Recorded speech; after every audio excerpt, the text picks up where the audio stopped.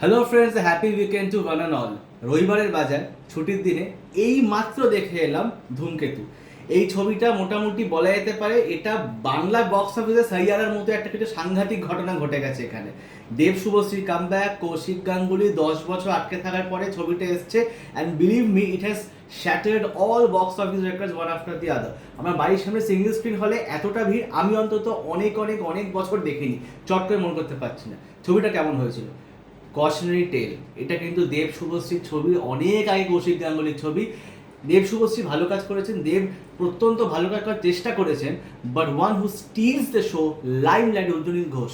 He is fantastic. Rudranil অসাধারণ অভিনয় করেছেন। ভারতীয় জনতা পার্টি মার্কা গরুগিরি এসব যদি না করেন, রুদ্রনীল কিন্তু একজন অত্যন্ত বলিষ্ঠ অভিনেতা, অ্যান্ড হি শুড ওয়ার্ক মোর। রাজনীতির পাকে চক্রে যাতা করে ওনার মতো শিল্পী যদি হারিয়ে যায়, সেটা বাংলা ছবির পক্ষে লস। প্লিজ ওয়ার্ক মোর। ছবিটা আমার খারাপ লাগেনি, দুর্দান্তও লাগেনি, ভালো লেগেছে। Could have been better in certain aspects, but having said that it's a much better effort for Kaushik Ganguly, Dev and Subhashree. ছবিটা প্লিজ দেখুন অ্যান্ড সাপোর্ট বেঙ্গলি মুভিজ।